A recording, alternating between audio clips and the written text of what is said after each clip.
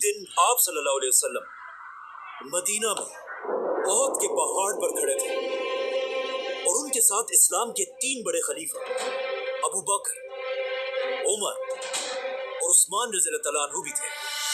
लेकिन अचानक एक ज़लज़ला आया और ओहद का पहाड़ हिलने लगा और आप सल्लल्लाहु अलैहि वसल्लम ने कहा, ऐ ओहद के पहाड़ रुक जा, तेरे ऊपर एक नबी, एक सदीक और 2 शहीद खड़े हैं। इस हदीस के बाद आप सल्लल्लाहु अलैहि वसल्लम फौत हो गए, लेकिन हजरत उमर अपनी पूरी जिंदगी उनकी ये बात भूल नहीं सके। इसीलिए अपनी पूरी खिलाफत में हजरत उमर एक बहुत ही अजीब दुआ मांगा करते थे कि या अल्लाह मुझे शहादत की मौत दे, लेकिन शहादत भी ऐसी जो रसूलुल्लाह सल्लल्लाहु अलैहि वसल्लम के शहर मदीना में मिले।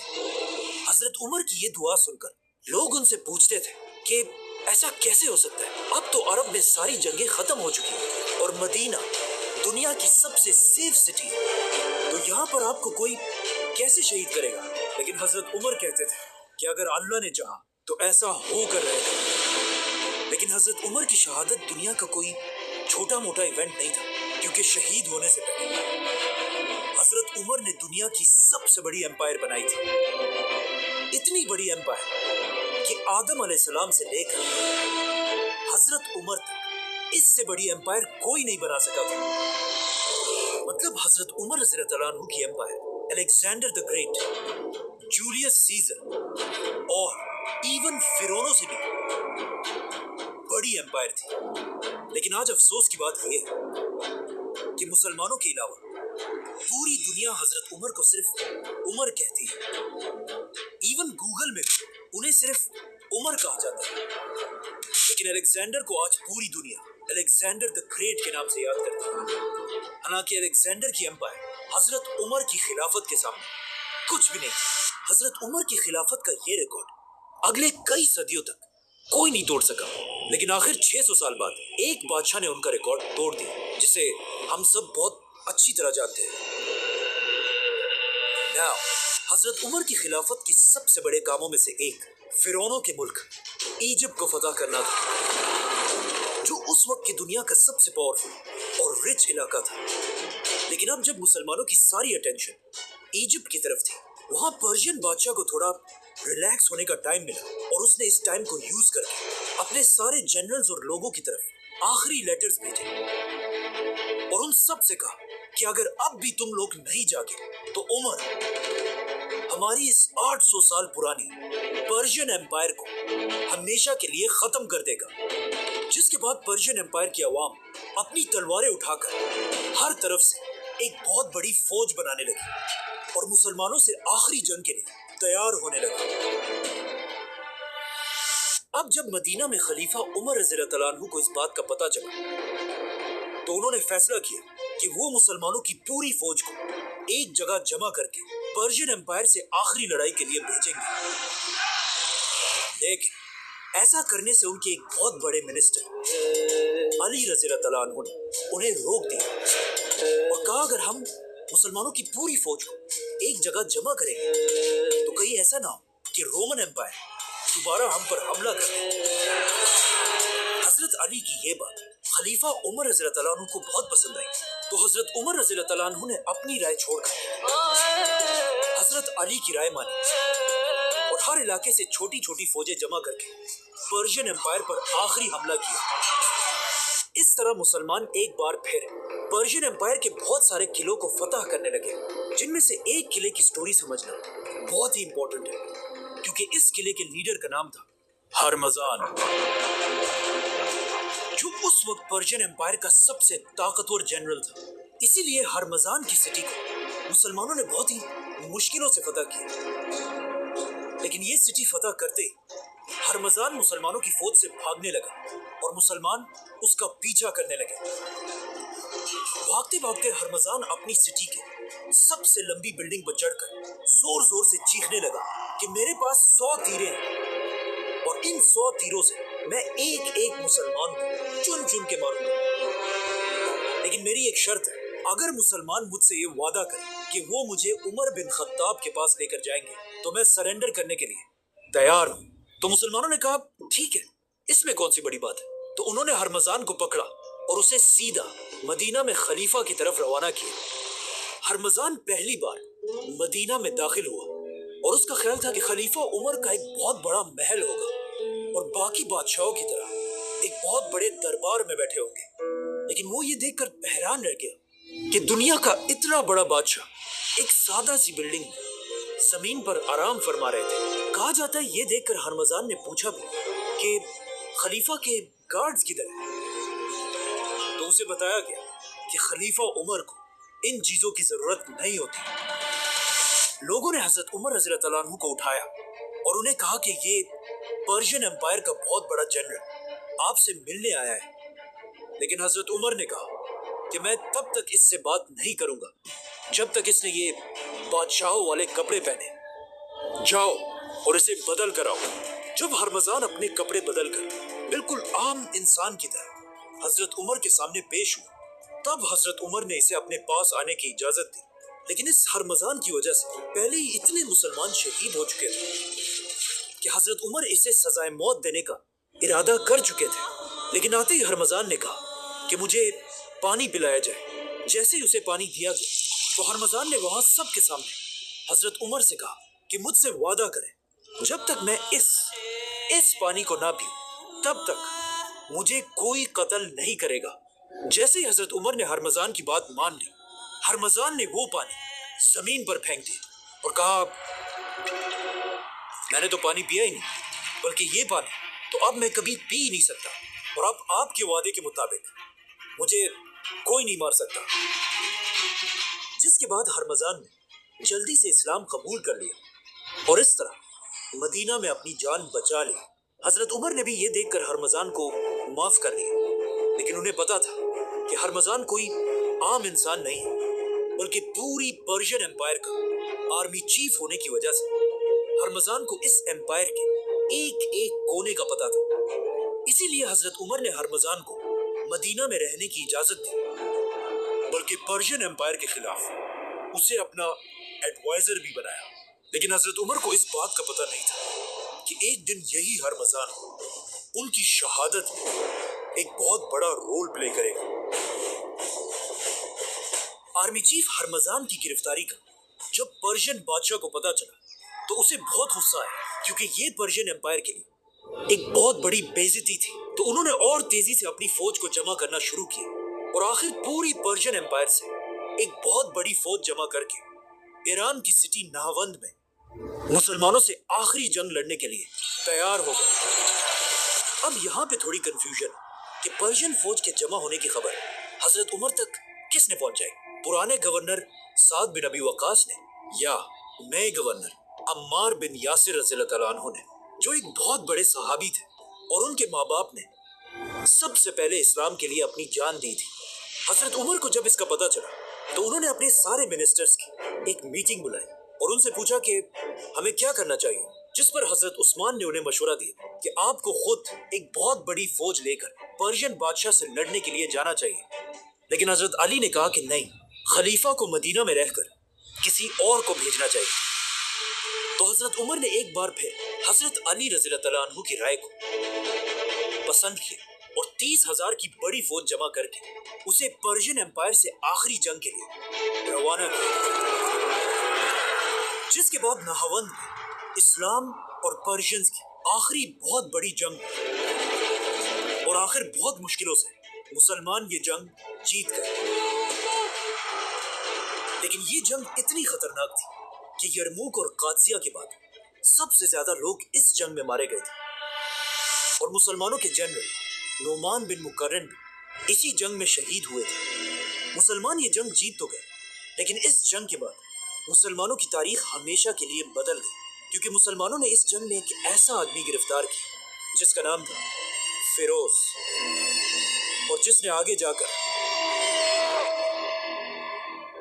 جنگ کے بعد عربوں نے اس کا نام ابو لولوا رکھا اور یہ مغیرہ بن شعبہ کا غلام بنا۔ لیکن فیروز باقی سارے غلاموں سے بہت ہی ڈیفرنٹ تھا، کیونکہ یہ اس زمانے کا ایک قابل لوہار تھا، جسے دیکھ کر ابو لولوا کا ماسٹر مغیرہ بن شعبہ اسے مسلمانوں کی کیپٹل مدینہ لے کر آیا وہاں پر یہ اپنے ماسٹر کے لیے لوہے کا کام کرتا تھا اور وہ یہیں پر مدینہ میں رہنے لگا۔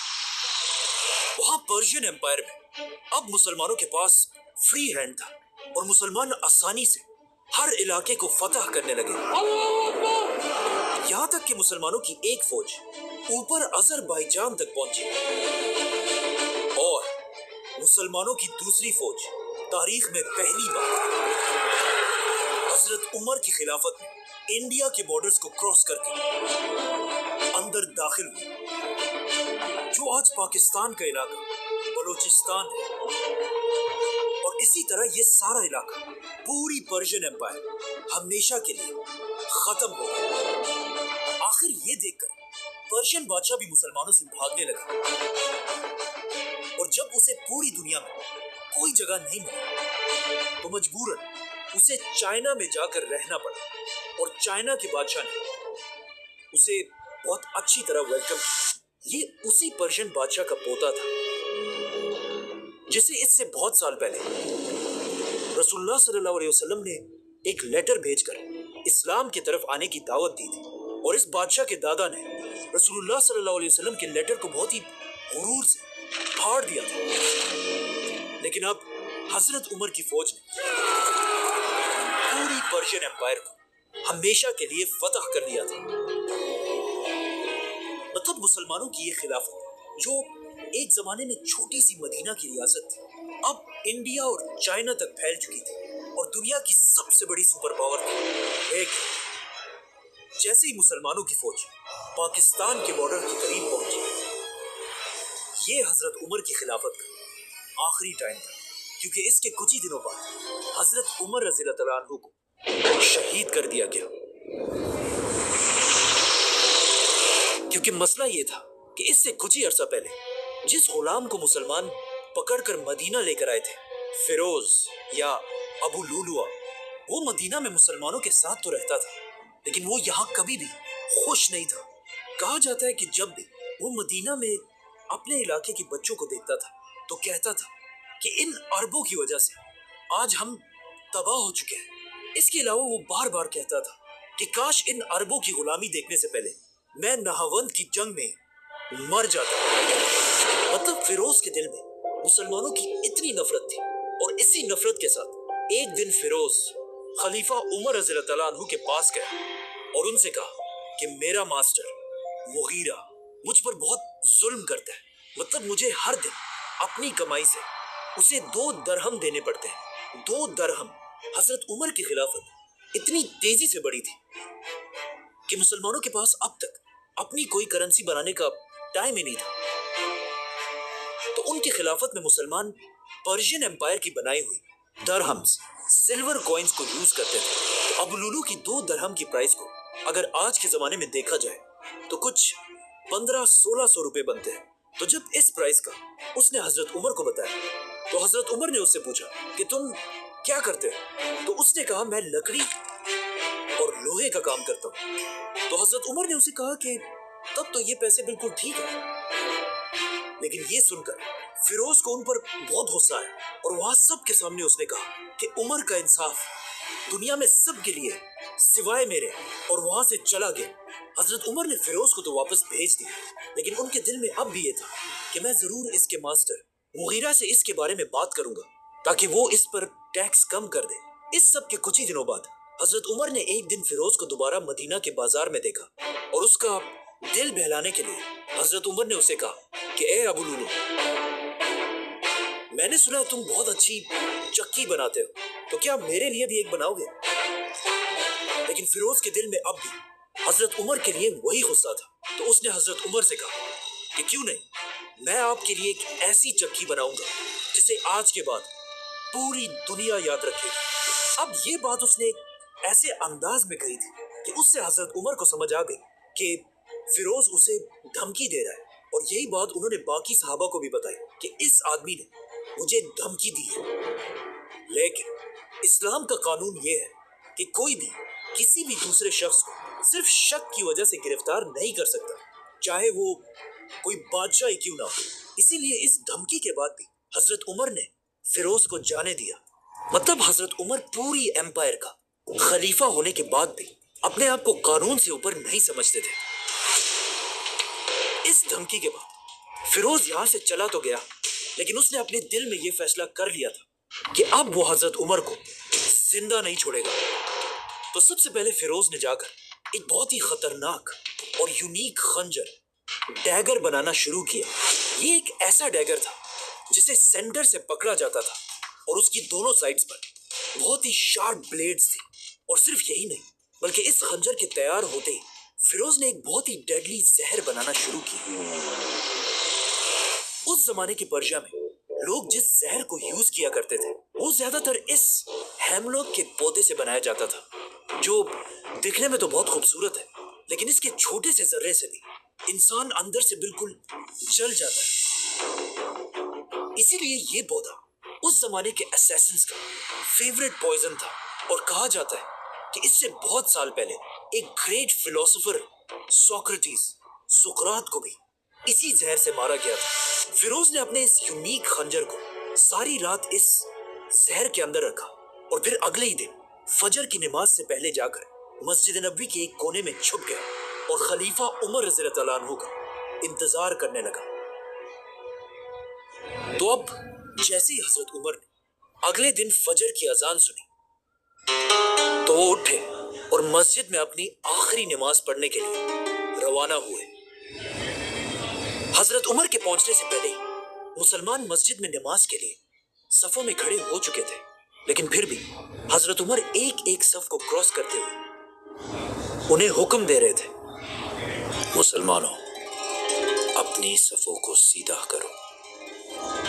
اس وقت اپنی شہادت سے کچھ ہی دیر پہلے حضرت عمر کی خلافت ویسٹ میں الجیریا سے لے کر ایسٹ میں انڈیا تک پھیلی ہوئی تھی۔ مطلب اگر آج کی دنیا کے 25 یا 30 کنٹریز کو ملا لیا جائے تب جا کر وہ اکیلے حضرت عمر کی خلافت بنتی ہے۔ لیکن یہاں پہ یہ سمجھنا لازمی ہے کہ اس سب کے بارے میں آپ صلی اللہ علیہ وسلم پہلے ہی بتا چکے تھے۔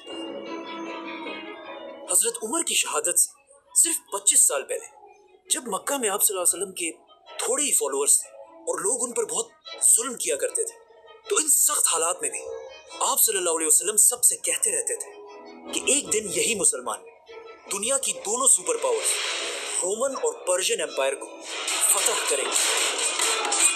اور یہ سن کر مکہ کے لوگ ہمیشہ ان کا بہت مذاق اڑایا کرتے تھے اور کہتے تھے کہ مسلمان ہم سے اپنے آپ کو نہیں بچا سکتے، تو یہ لوگ سپر پاور سے کیا لڑیں گے۔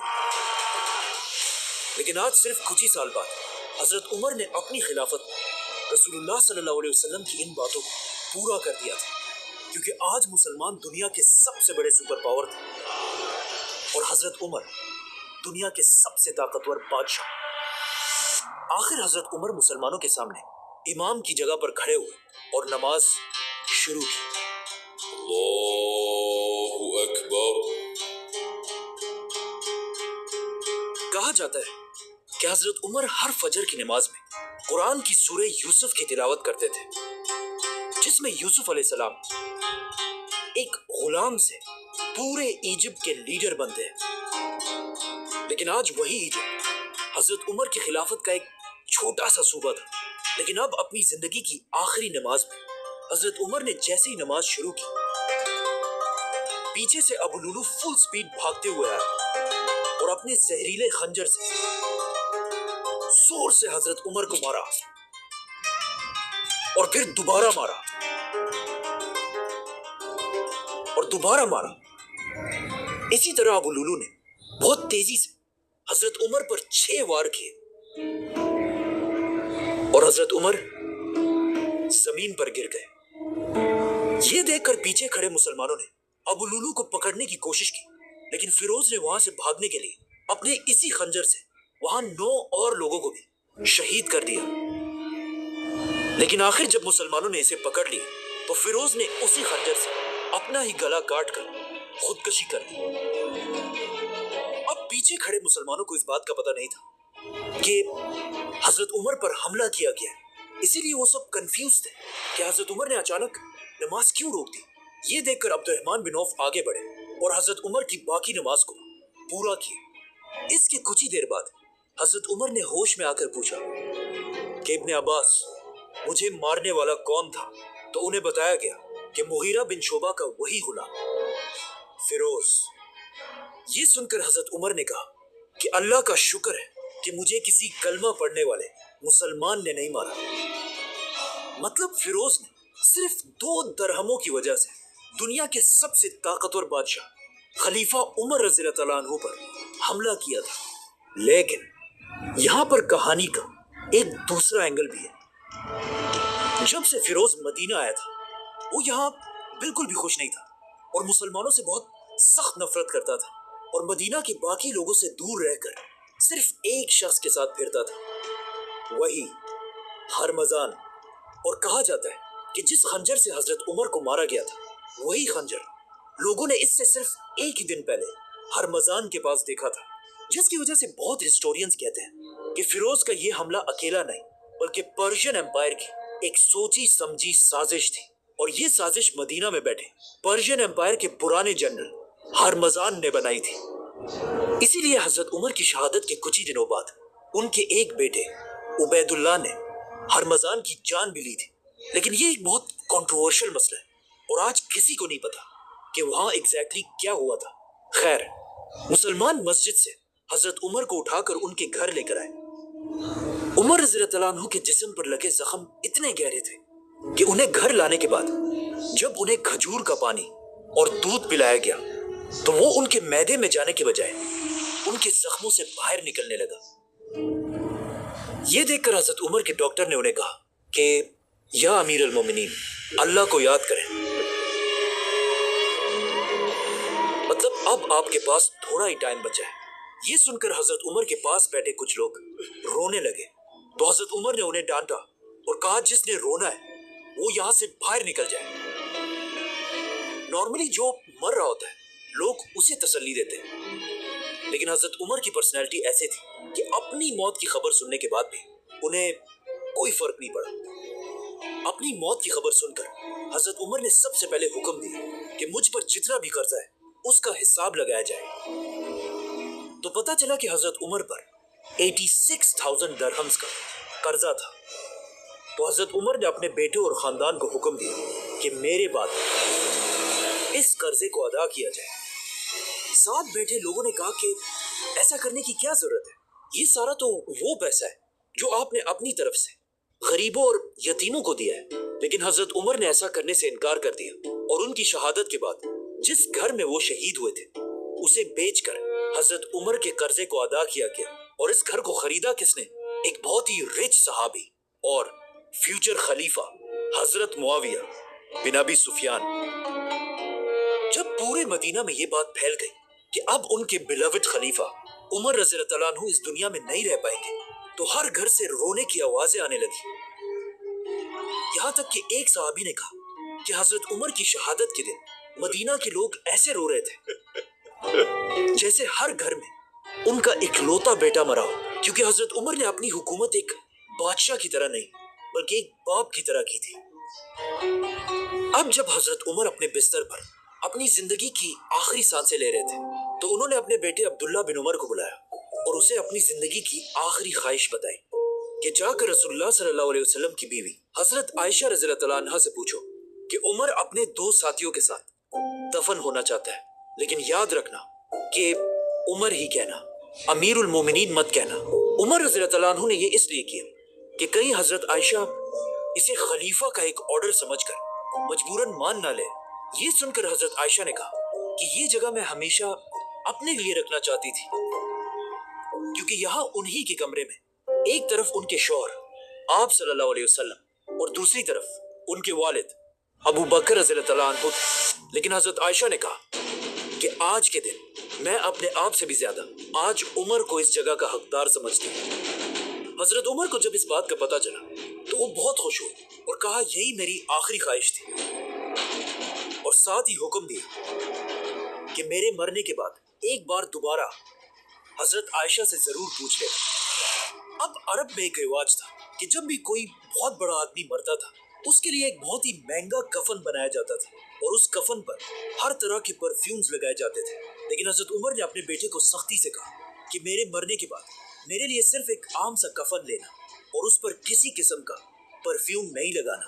اور پھر اپنے آخری ٹائم پر حضرت عمر نے اپنے بیٹے سے کہا کہ میرا سر اب تکیے سے ہٹا کر زمین پر رکھ دو، ہو سکتا ہے اللہ کو مجھ پر رحم آ جائے۔ اور اس طرح 10 سال اور 6 مہینے تک مسلمانوں کے خلیفہ رہنے کے بعد حضرت عمر اس دنیا سے چلے گئے، اور اس طرح اسلام کے دوسرے خلیفہ کو رسول اللہ صلی اللہ علیہ وسلم اور ابو بکر رضی اللہ تعالیٰ عنہ کے پاس مدینہ میں دفنا دیا گیا۔ لیکن اپنی وفات سے پہلے حضرت عمر نے نیکسٹ خلیفہ کے لیے 6 لوگوں کو نامینیٹ کیا تھا اور حکم دیا تھا کہ میرے مرتے ان 6 لوگوں کو ایک گھر میں بند کر دیا جائے اور صرف 3 دنوں کے اندر اسلام کے نیکسٹ خلیفہ کا اعلان کریں۔ سبسکرائب